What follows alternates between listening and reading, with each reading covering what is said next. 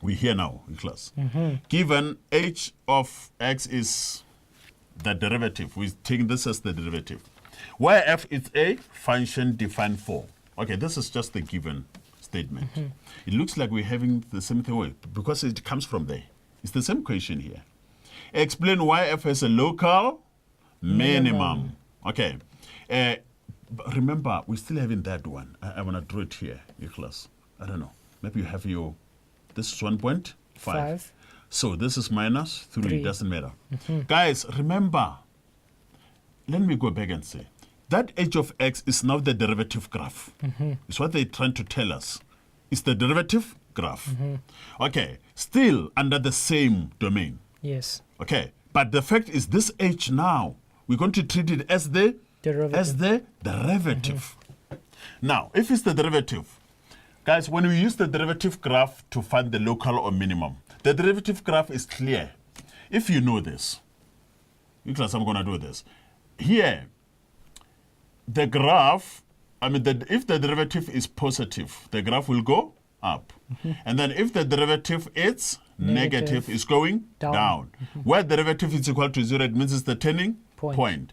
Less than 0, meaning below the x-axis. This is the derivative graph. Remember, this part here, I want to explain this thoroughly. This part up to there, my derivative is less than 0.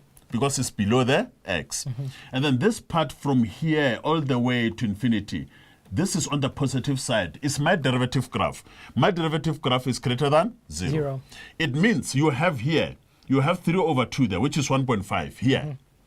That x-intercept is now the turning point of the original. But here, this is where it changes. Yes.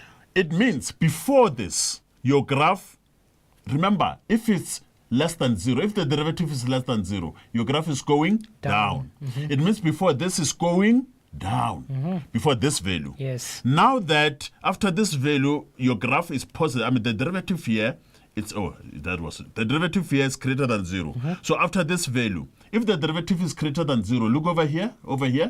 If the derivative is greater than 0, your graph will go up. Because after 3 over 2, the derivative is greater than 0, the graph will go up. This way, you can even show like that. This way, you're showing that your graph has, is that greater? Yes. Has a local minimum. Or you can use your second derivative. That is complicated, we know. Just know that if your derivative graph is sketched, here, the negative part means the derivative is less than 0, and it's true. And when the derivative is less than 0, it means before that it's coming down, before that point.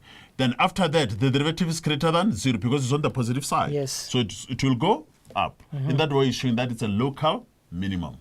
Okay, it's the opposite with the local max. Do you want to say something on this class? No, I was actually, when I solved it, I used a second derivative method. Yes, but that's a tad bit complicated. I like the graphical method a lot better. Just to look at it. Second derivative, you can still do that. It's always positive. Yes.